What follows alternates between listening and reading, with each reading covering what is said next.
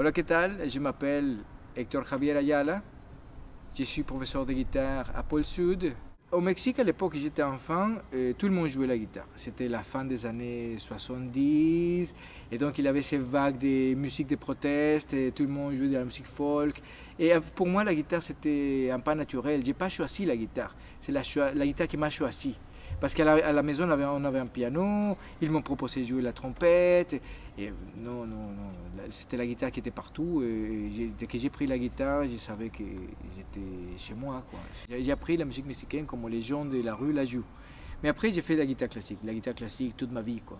C'est l'instrument que j'ai appris à jouer, en fait. C'est peut-être le seul instrument que vraiment j'ai pris des cours sérieux et super exigeants par rapport à la guitare.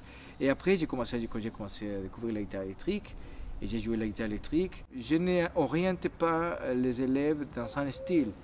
Je préfère qu'on croise sans le dire. Par exemple, une musique du 19e siècle avec un thème de jazz, avec quelques riffs de blues, sans expliquer que c'est tel style ou tel autre. J'adore chanter. Pour moi, la voix humaine, c'est l'instrument le plus important, le plus beau qui existe. Et en fait, je crois que la guitare essaye d'imiter ça, parce que la guitare a aussi un timbre ténor, mezzo-soprano et soprano, et un peu baryton aussi. Donc on peut trouver vraiment les 4 voix du cœur sur les 6 cordes de la guitare. Je crois que enseigner, c'est partager. Le fait de jouer l'instrument est toujours lié à la composition et au partage. Et donc, du coup, je crois que la musique, c'est un jeu de société, en fait.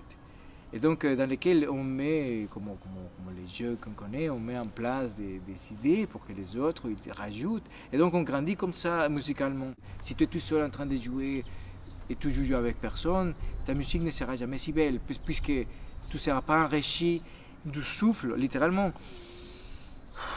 du tempo, de la prononciation d'un autre musicien qui va finalement te confronter, t'amener à quelque chose de plus grand. Et donc pour moi, les cours, c'est très essentiel qu'ils soient partagés avec des autres élèves. Je propose toujours des croisements entre eux. Et je me rends compte que l'élève qui avance le plus, c'est l'élève qui est le plus ouvert à ces genres de pratiques collectives. Un cours de guitare ou un cours de musique en général n'apprend pas que la musique, parce que tu apprends à écouter, c'est l'écoute qui se développe, tu apprends aussi la patience, puisque c'est très compliqué de jouer certaines choses, donc il faut les refaire 2000 fois. Tu apprends aussi l'humilité, parce que tu sais que si tu n'es pas humble, tu ne vas pas arriver à faire certaines choses. Penser que la guitare, c'est un instrument, un outil à travers lequel tu peux parler des langues différentes et faire ressentir aux gens et à toi-même des choses très variées. Oui.